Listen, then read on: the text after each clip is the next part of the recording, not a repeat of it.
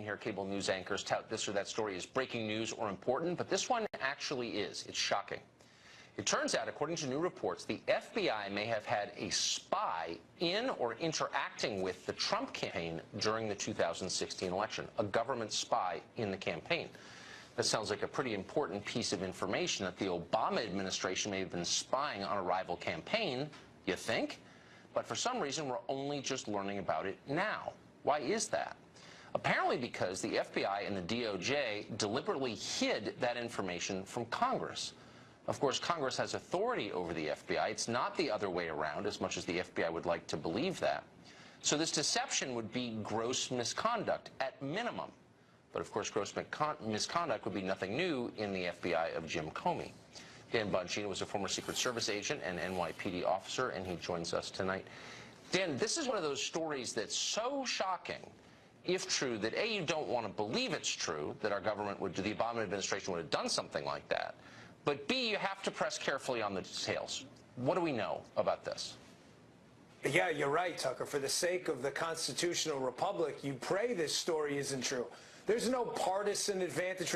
This is the very idea of having big R God-given rights has been shredded if, in fact, they can't produce hard evidence of any crime yet, and yet a human intelligence asset may have been inserted in your political rival's campaign.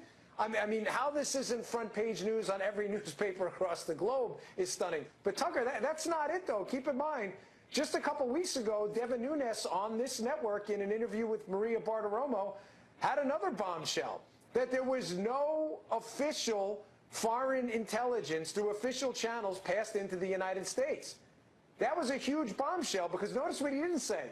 He didn't say it didn't pass through unofficial channels. So we know two things.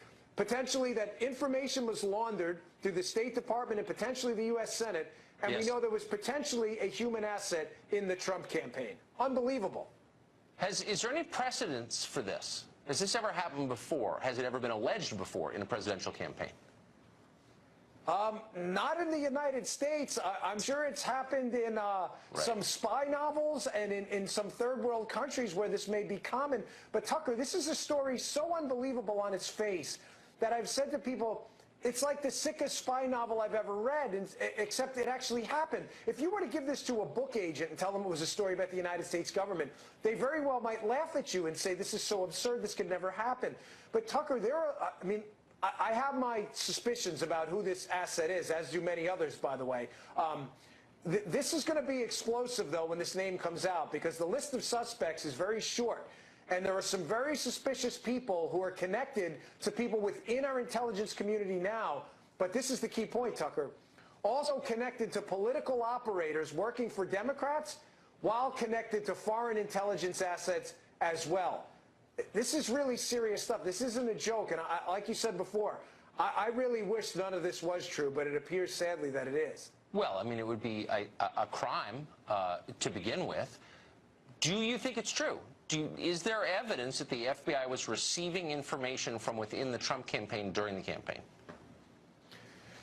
Yes, and they're not only that. I believe there's more than one source for the FBI. Now, whether there was more than one source that was paid may be an entirely different story. I believe that based on reporting, Tucker, that's already out there. So, I know a lot of people out there love the conspiracy theory label when information makes them uncomfortable. I'm only telling you things that are already out there in the public domain.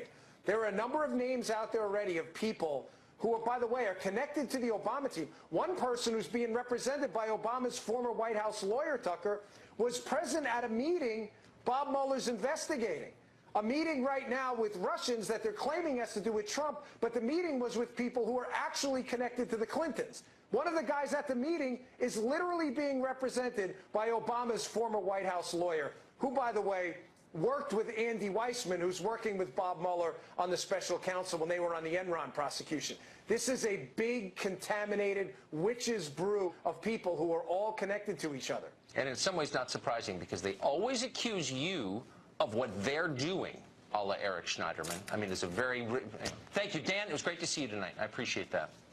Yes, sir. You got it.